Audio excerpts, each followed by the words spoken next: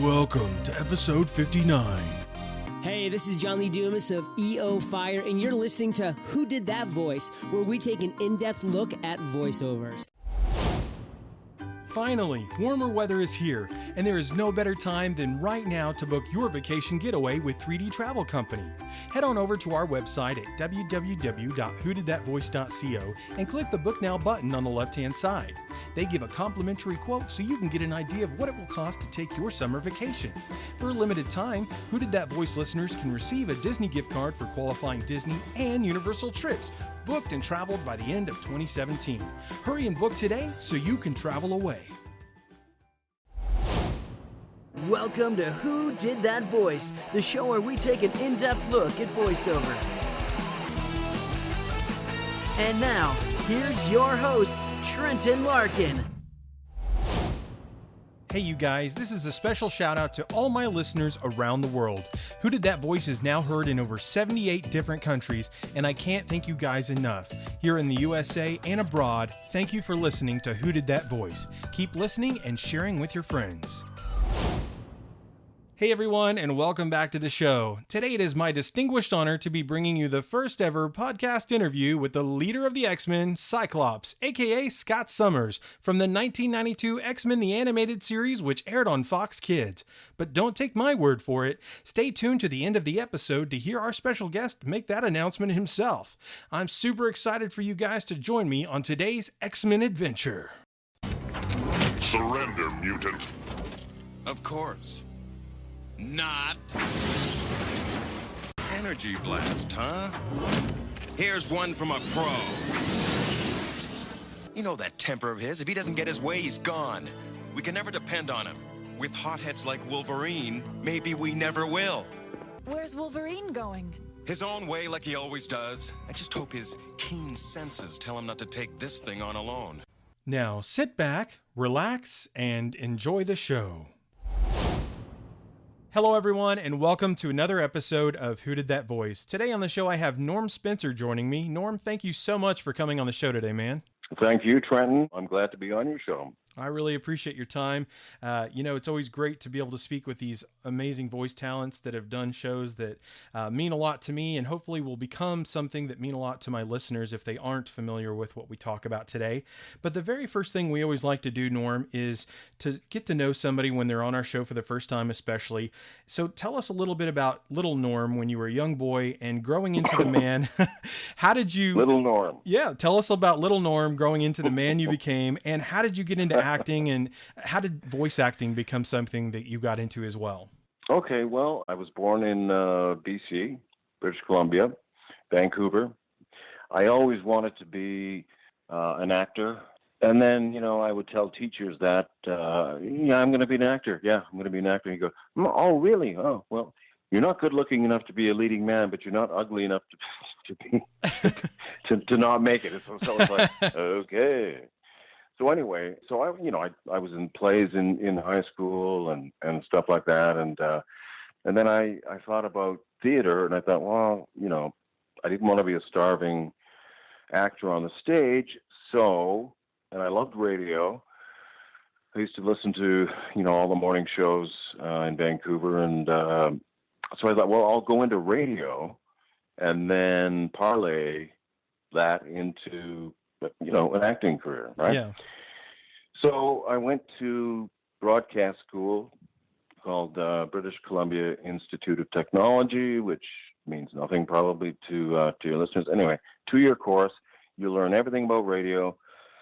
We had a radio station that we actually operated, and everyone had a job, and blah, blah, blah. Long story short, they discovered, or whatever, that I was a funny writer. At the end of the course, they place you in a radio station, and they said, Norm, you're going to Smithers, BC.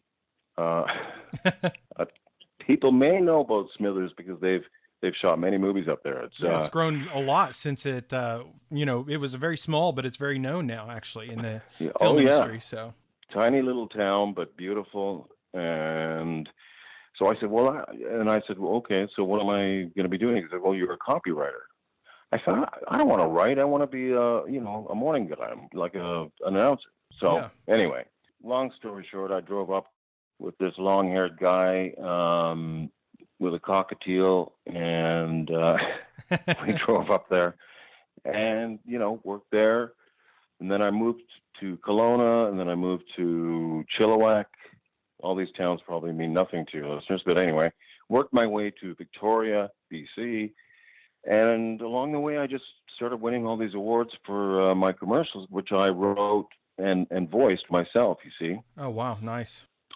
I didn't want to write something and then just give it to someone and let them get the credit. Yeah. You do it well, yeah. And I just had a vision of what I wanted it to be. Yeah, absolutely. In short, I was a tyrant. Well, if you're a tyrant, then I am too, because I'm absolutely the same way. You want to take care of your baby when you create something, and you want it to come out the way you envision it. Well, that's right. So anyway, and then I got an offer from CFNY in Toronto, which is now 102.1 The Edge, and they did some really creative stuff. Man, I just won more awards. I went to New York and won a couple of Clios, and so an agency came to our table and wanted a tape from me, and I gave it to them, and they took me on. So I was able to sort of quit writing commercials, which were all just club spots, so I would say, well, what's special about your club? Oh, the lights, the music. Oh, okay. Anyway, long story short, I just started doing voiceovers immediately, and in those days, when was that? 86, 80, whatever it was. And I was a new kid on the block, and I really did very well from the very start, and been doing it ever since. So that's it's like 22 years, 23 years or something. Yeah. So you've been doing it since the mid to late 80s, so 90s, so almost 30 years, almost. Is it really? Yeah. My sense of time is terrible. I always go, how long have you lived in that house, Norm? Oh, I don't know, 5 years, which is really 25. So anyway. Well, actually, it would be about 30 years. Yeah, exactly. Yeah, I guess so. Yeah, wow. That's a long time, man. And in that time, I did start acting. I did start, got an agent for on camera, and I just started doing a bunch of TV stuff. I don't know if your listeners might remember Top Cops, which was reenactments of actual stories. And I do remember that show, yeah. Do you really? Yeah. And you're 31. Yeah, man, I watched all the classic stuff. My dad raised me on all kinds of stuff, and so my diversity and my background is very different from most people. Good for you, yeah. Well, that's part of your business, right? Yeah, well, and it's part of my business because it's part of my childhood, and it's part of how I was raised and grew up, and so I share these wonderful things with people now who may not have heard of them, and hopefully they'll learn some new things too. And I mentioned Carol Burnett to people, and they go, who? Carol who? Yeah, she's a classic. Your neighbor? No. I know. Who's that? Because I forget. Because I'm 59, and I'm talking like to a 20-year-old or a 30-year-old, and Don Rickles just died. They go, who? Yeah. Is that your dad? No. Mr. Potato Anyway, Head. Yeah, and so I did a bunch of those, and Top Cops, and Earth Final Conflict, and ENG, all those shows, right? Yeah. Not a huge part, but just, little stuff, and continued to do voice, and the money, I was making so much in voice that I didn't need to concentrate. I should have concentrated more on the acting, because anyway, that's another story. I'm rambling. Hey. I haven't even let you get a word in. Hey, it's okay. We're getting to learn your background and your story, and that's what I love to do with my actors, Norm, is to let them kind of give us a rich background on who they were and how they got where they were. With getting into your career, how did the whole role of becoming Cyclops, aka Scott Summers on the X-Men, the leader of the X-Men, how did that whole role happen for you? Well, I got a call from my agent and for an audition for this show called X-Men. And I'm kind of embarrassed to say I did not know what X-Men meant, who they were, what it was, I mean, my thing in when I was a kid was Batman. I used to watch the series, the series from 60, whatever it was. And Adam I had West? a Batmobile. Yeah, Adam West. Yeah, love that Ward show. And the best Batman. I did too. Loved it. And I had my own Batmobile. Oh, sweet. Not the little model. It was an actual Batmobile because I'm filthy rich. No. It was a model. No, it was just a tiny model that shot flames out of the back. So that's what I liked, and that was it. I'm not. I was never into comic books, like Sidney Sheldon and all that kind of stuff. So I go to the audition, and they showed me a picture of Cyclops. So I'm thinking, okay, he's blue. He shoots fire or an optic blast out of his eye. Yeah. So I just went, big with it. I'm just like, look out for the... And the director's like, whoa, stop. It's way too big. Oh, okay. Because, I'm thinking he's a superhero. He's this or that. I had no concept of mutants and that they're actually, human and blah, blah, blah, blah, blah. Yeah. So I just kept going. Well, one of my, famous lines, Gene, get down, right? Yeah. There were some episodes, that's all I said. But anyhow, so I just kept doing it, and he goes, no. And thank God it was Dan Hennessy who directed most of the episodes because he was a friend of mine. And also a caregiver. He said, yeah. So he said, Norm, just bring it down. And I kept doing it. And then I was so frustrated. I said, Dan, I don't know what you want. And he goes, that. I want that. And I went, what do you mean, this? You want me? Basically it was me, my own voice, a little bit heightened. That was it, right? And so I got the part, and off we went. That's awesome. Well, to be honest with you, Norm, I was not a comic book reader or I had no knowledge of really what Marvel was until your X-Men show came out. And really, you guys were my introduction to the world of the X-Men, and you were my very first Cyclops. So I understand that you came from a world where you didn't understand it, but your portrayal of him is what I base everything off of. And when they did the movies, I was more fond of your animation character Cyclops, Scott Summers, than I was of some of the feature film stuff we've seen. That is very, very nice of you. Well, you shaped my childhood, man. I mean, you shaped what Scott Summers is to me and what Cyclops is to me. So what a responsibility. I mean, for those of us who grew up in that era, man, if we weren't comic book readers, and like you, I watched the Adam West Batman show growing up and stuff, but until X-Men and the animated Spider-Man show came out that you also got to be a part of in a few episodes, I had no idea what Marvel was. So you really were what helped shape that for me. So I thank you. Oh, wow. That's very nice. I must say that until the whole cast sort of got together and we did one episode, a pilot, if you will. Yeah. And it got sent to LA, and it was like we all got word that, okay, you're all fired. It's this isn't working. There's no relationship between each character, and blah, blah, blah, blah. And we're all terrified. We're thinking, what? So the people from LA came up to Toronto and actually sat in and kind of explained the relationship that they wanted to see between Rogue and between me and Professor Xavier and Beast and all that stuff, right? Yeah. Well, I mean, but they were in LA.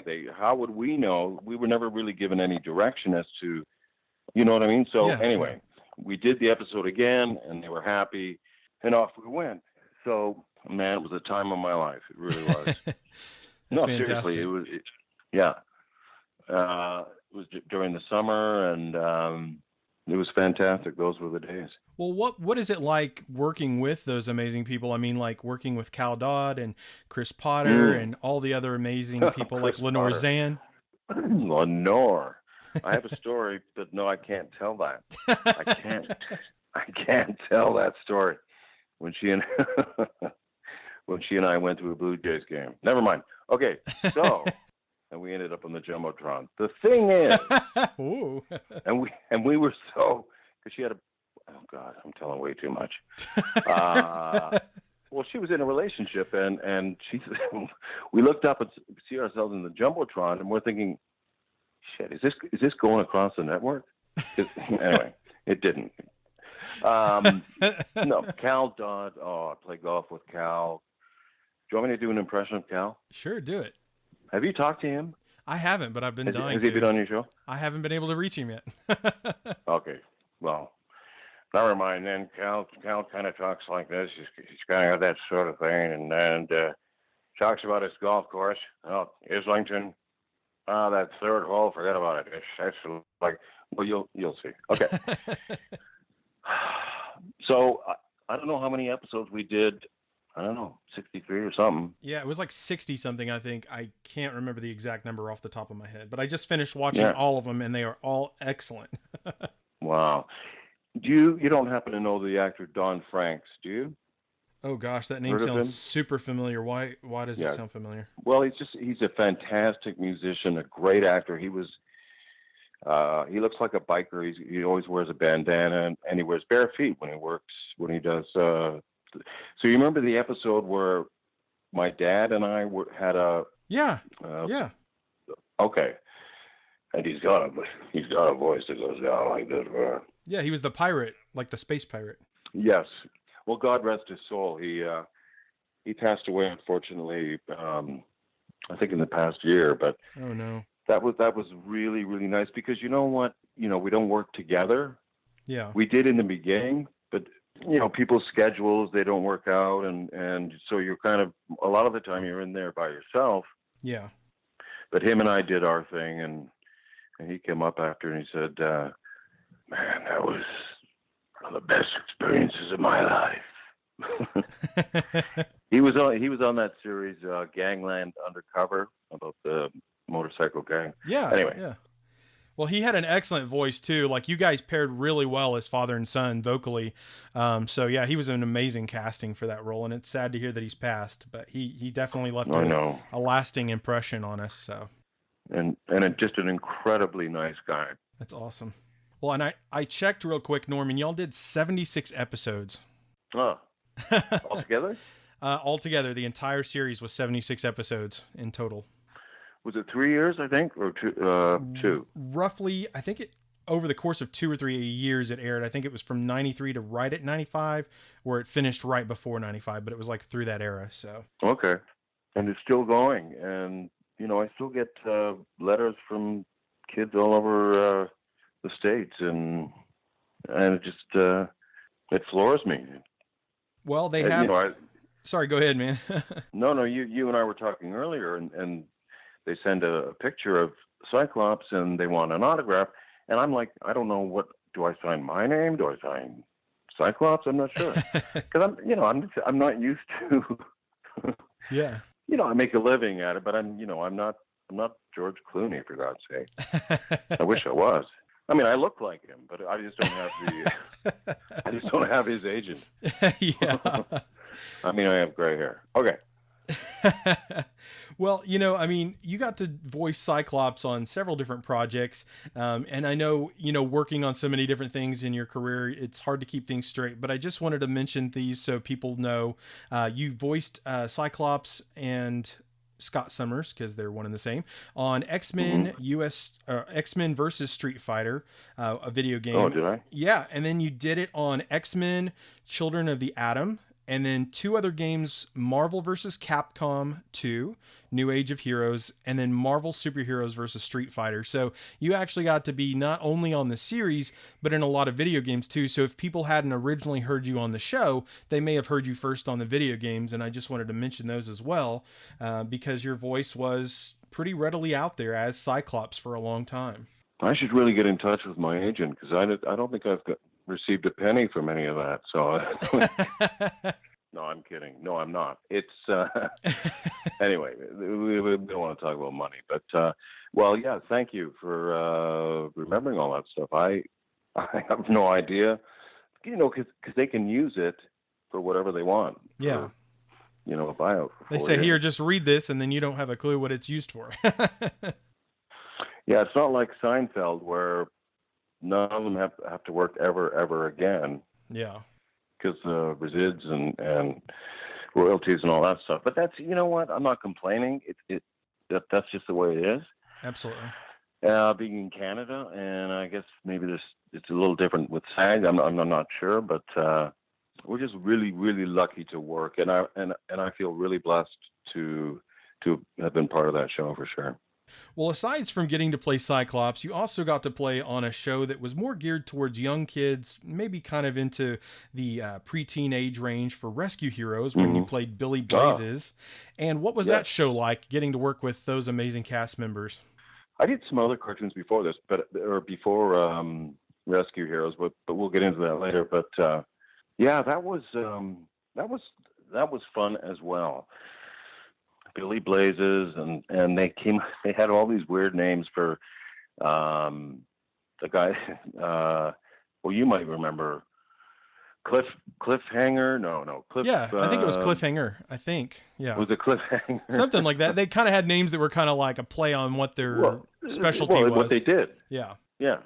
So Billy Blazes, it was kind of, I'm not going to say similar to Cyclops, only in the sense that he was the leader? Well, yeah, he was the leader. But again, I didn't have to put on, sort of a character voice or a cartoon voice. You know what I'm saying? Yeah, absolutely. And it was just a little bit heightened. And I'm not sure how many episodes we did of that, but then they came out with action figures, which were really cool. Yeah, I remember that. Yeah, and I went to Canadian Tire one time and saw one, and I pushed the button, and God, there I was. You're talking to yourself. Yeah. That's awesome. No, I love that. And of course, as the name stipulates, Billy Blazes was the firefighter on the team and the leader of all of the safety professionals. I loved our feet. Yeah. Our feet were like, they were huge. Encyclopedias. And these action figures and the cells that we got, I gave them away to kids in the neighborhood. I mean, and people go, why did you do that? Why, T-shirts, and I said, I don't know, they're for kids, man. They're not. What am I going to do with them, right? Well, if you ever go to conventions or something, then you have stuff to kind of put around you, and people go, oh, hey, Yeah, I suppose. I'm just not used to the whole celebrity thing that surrounds it, Yeah. It was really just about the work and how much fun we had and how lucky we were to do that, to be a part of that. Yeah, I mean, because you were a huge part of the legacy of Marvel. Those Fox Kids shows that came out really were the starting point for a lot of people, whether they were comic book readers or not. It really was the first time, I think. The characters had been used other times, don't get me wrong, but I think the series that came out in the 90s really changed the whole format of what people expected and came to know and love from the Marvel Universe. Yeah, and the audience is very, very, very savvy and very smart people. Absolutely. So the writing was really good. The writing had to be, accurate because, a lot of the audience, they were way ahead of them. So if you weren't, seriously, it was like, well, that's not right. No, he didn't do that. All that stuff. So. All the comic book readers and stuff. Yeah. Yeah, absolutely understand that. Because if you already love something because you've had a perspective of it before, are you living up to what I'm already used to, kind of a thing. So exactly. Yeah. Exactly. Do you have any cool stories from behind the scenes working with the cast members when y'all did work together? That I can say on the air? Yeah. Let's see. Well, I do have one actually. I think his name was Dave, the engineer. Great guy, that ran the board, right? Yeah. And that's a job. You can understand. He's got, if there's 6 actors in the room, he's got to do the levels and this and that, and know when to turn the level down on one guy, and then anyway. Yeah. So we're sitting outside after an episode, and he says to me, "Norm, I have a son I think he was like 4 or 5. Yeah. And he's got a cold. He's not feeling well. Would you mind calling him as Cyclops and just say, I hear you're not feeling well. This is Cyclops, by the way. You're not feeling well. I just want you to know that I'm behind you, and I hope you get better soon, right? Yeah. Like that. And, a couple of days later, I said to Dave, how did your son like the message? And he says, oh, he was thrilled.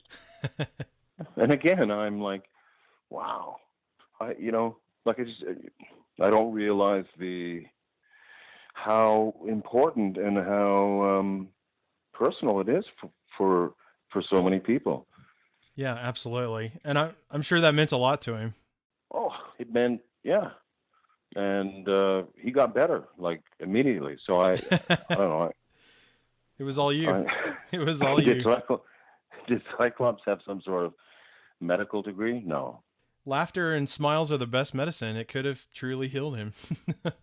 Well, I just don't. I didn't get it at that time, and I probably if I did get it at that time, I'd probably get a swelled head and walk around, as Cyclops all the time. So it's probably best that I didn't. Do you know who I am? Yeah. Don't you recognize me? I'm Cyclops. Sure, guys, sure. No, you're not Cyclops. Come on. That's awesome. We only know Wolverine. Yeah, right. You're like, hey, wait a minute. I was the leader. That was Cal Dodd, Wolverine. Perfect. Yeah. Cal Dodd was... I mean, you guys made just such a great team together. The way your voices interacted and just the personalities that you guys brought to the show. It was just, y'all had those moments of agitation, you and Wolverine, but then there was those bonding times where y'all teamed up because it was just that dire of a situation. And whenever y'all weren't fighting over Jean, of course, Yeah, Jean. And George Boozer, who played Beast. I mean, he's huge. He looks like a biker, George Boozer. Have you had him on your show? I haven't. You're actually my second X-Men. I've had Morph, but okay. No. I mean, I would love to eventually speak with all of them, of course. So, but Cal Dodd, the greatest guy. Really terrible golfer, but but he. Are you saying that just because he beats you all the time? No. In fact, he's a nice guy. He invites me to his private course. So, oh wow, he's the funniest, nicest guy. That's awesome in the world. Yeah. Well, Norm, I have a quick question for you. There are a lot of fans like me who gravitated toward your character Cyclops, Scott Summers, on X-Men, and as the leader, maybe some kid like me growing up, really loved the show and really, just latched onto your voice and who you are. What kind of advice would you give to them or just anyone who's interested in potentially pursuing an acting career or maybe a voice acting career? Well, I get asked this quite often, not specifically for animation, but, just like commercials and all that sort of thing. Yeah. Because they've been told they have a great voice, and a lot of them do. Here's the thing. You can have a great voice, whatever it may be, straight voice, or if you can do a bunch of characters and impressions, which are really not wanted anymore. Like I used to do Johnny Carson. I'd say, over there, Ed, where is that?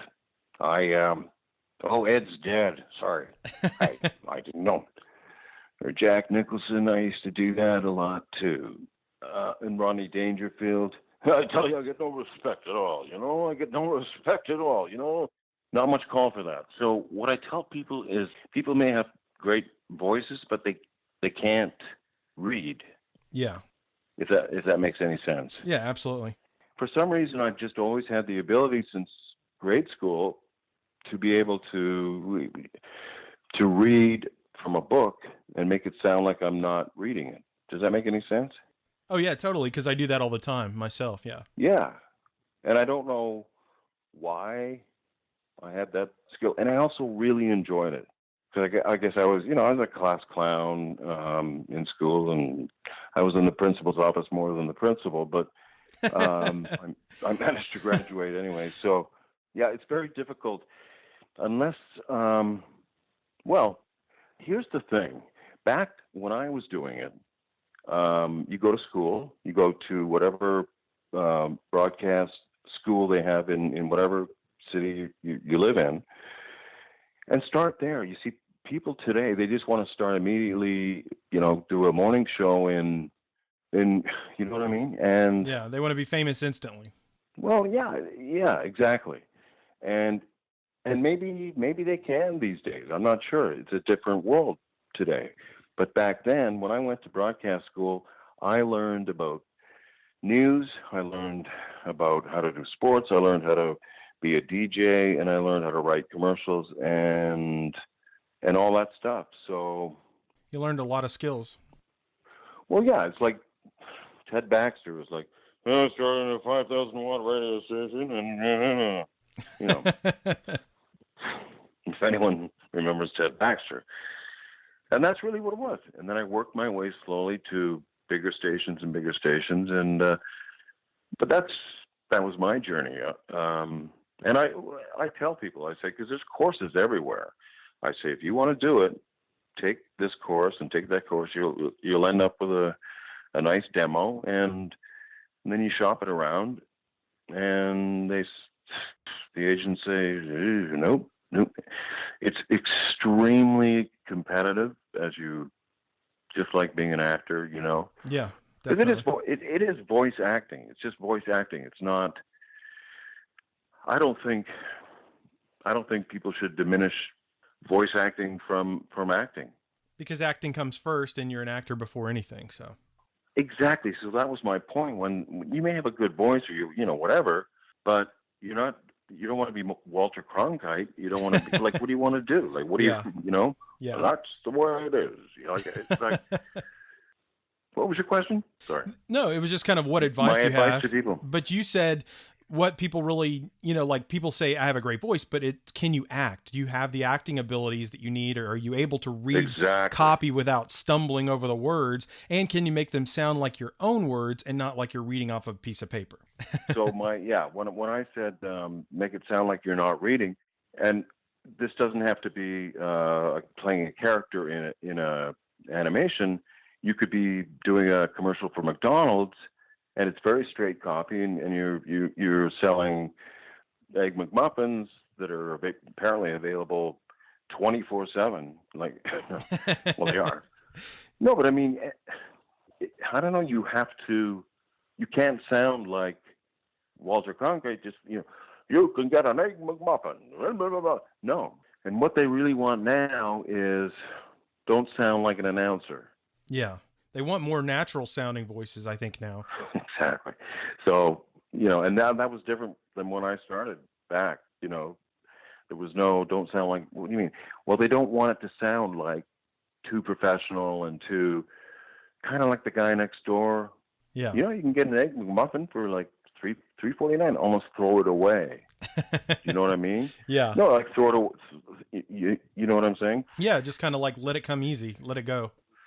Yeah, it's really hard to convey that to someone who wants to do it, because they hear things on the radio, and I hear them read something, and I'm like, oh yeah, like it's stiff, and the tonality of their voice is good. They're, they have a very smooth, mellow sound in their voice, but can you act? And that's what people miss, because you are acting, but you're only acting with your voice. Yeah. As opposed to your facial expressions. That's all. But you do make facial expressions when you're doing voice, and you use your hands and you move, and, to convey what you're doing. It all helps get it out there the right way.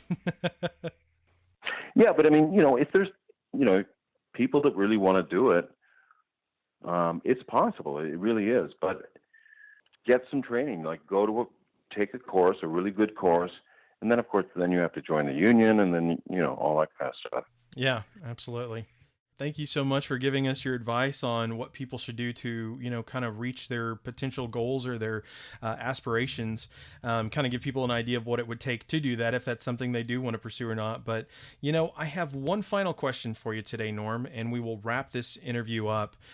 The question is, what is the legacy that you want to leave behind? Don't do what I did. No. The legacy I want to leave behind. Yes, sir. Well, okay. I was lucky enough to find a career that I absolutely am passionate about. I love to go to work. I love to work. And I hope that, I think I'm pretty sure that I did not step on maybe one or two toes along the way in 22 years or whatever. And I'd like to think that people enjoy working with me, and I enjoy working with them. And it is an absolute privilege to still be in this business, at 59, because unfortunately, there's a lot of friends of mine from the old days that you just don't hear them anymore, and for whatever reason. So I consider myself extremely lucky, and I'm grateful, to be able to do the job that I love, because a lot of people can't say that. You know what I mean? Oh yeah, I know understand. you love your job. I love you. You love your job, and Yeah, that's a very, very fortunate thing to be able to say. Oh, absolutely. And I hope it carries on. I mean, there's people that work to live, and I live to work.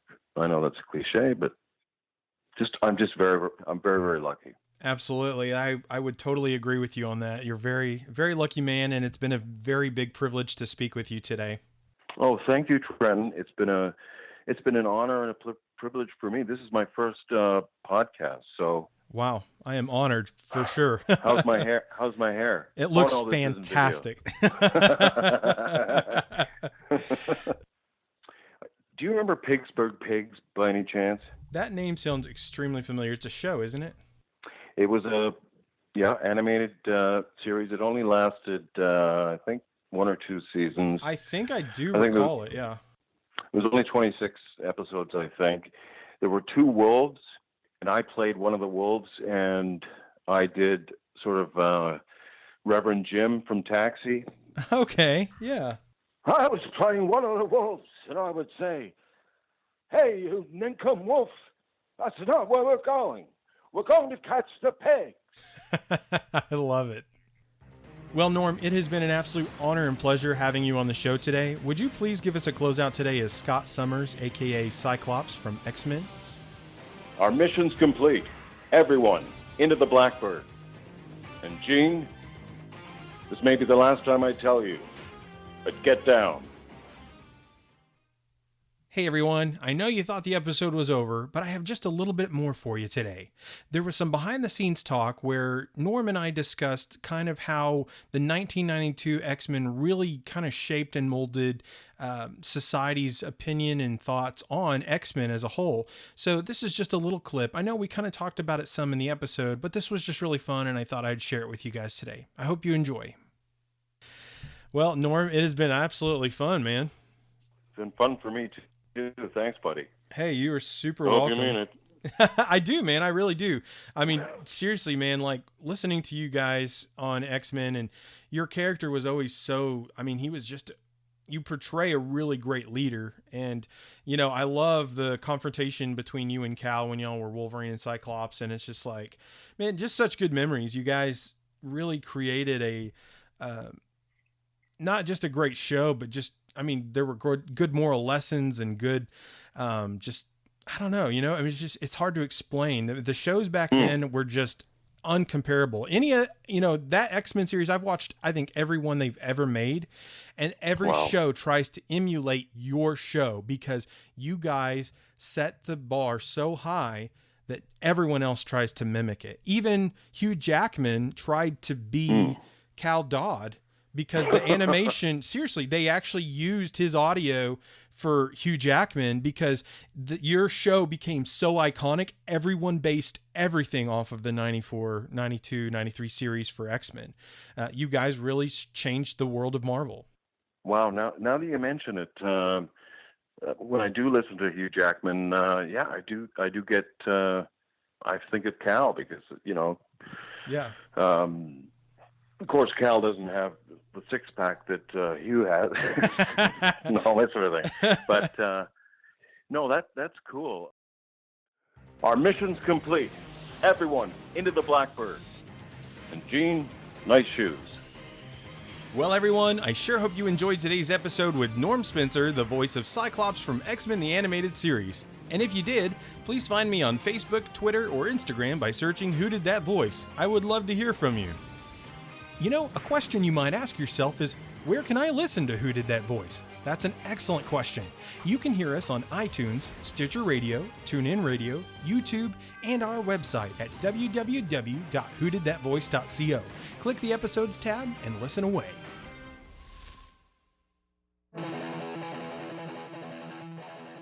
Well, everyone, that's all the time we have for this episode. Join us this Friday for our next special guest, John Semper, the writer, story editor, and producer of Spider-Man the Animated Series from 1994. You won't want to miss this episode. Hey, do you ask yourself who did that voice? Well, if you do, go to our website, www.whodidthatvoice.co, and click on the Episodes tab. Choose an actor, pick their name, and see pictures from the different characters they've voiced in their career. Thank you for joining us today. We'll see you next time for more discoveries on Who Did That Voice.